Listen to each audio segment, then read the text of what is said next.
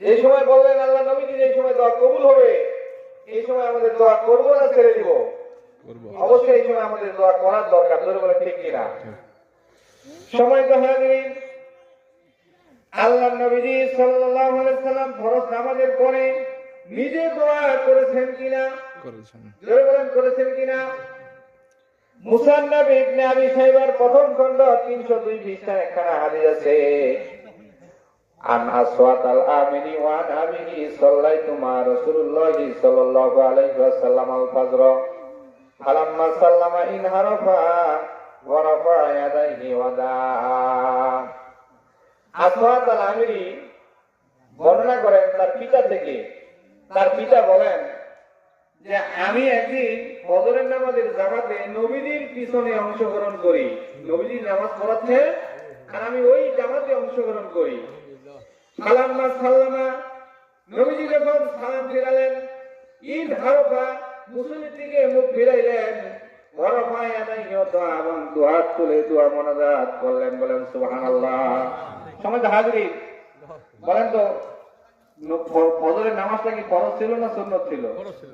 ফরজ। নামাজের পরে মুসল্লির দিকে ফিরে মুখ ফিরিয়ে নামাজ আদায় করলেন নবীজি এবং দোয়া করলেন। তাহলে নবীজি যদি নামাজের পরে দোয়া করে, আমাদের কি দোয়া করা যাবে কিনা বলেন? নবীজি এই কবর জিয়ারত করার জন্য জান্নাতুল বাকিতে গিয়ে দুহাত তুলে দোয়া মোনাজাত করেছেন। তাহলে আমরাও সেই দোয়ার জন্যই আজকে আসছি। জোরে বলেন ঠিক কিনা? আল্লাহ তাআলা বলছে উদুনি আস্তাজিব লাকুম, তোমরা আমার কাছে দোয়া করো, আমি আল্লাহ তাআলা কবুল করে নেব। বলেন সুবহানাল্লাহ। সময় তো হাজিরিন,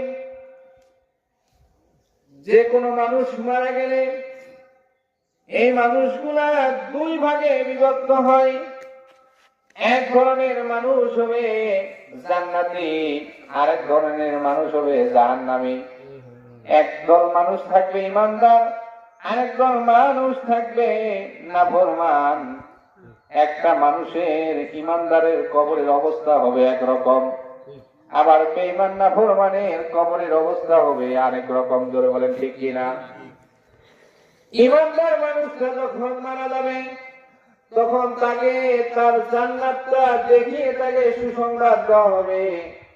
হে আল্লাহর প্রিয় বান্দা, তুমি দুনিয়াতে আল্লাহর হুকুম পালন করেছো, নামাজ আদায় করেছো, সমস্ত নবীর সুন্নাত অনুযায়ী জীবন যাপন করেছো।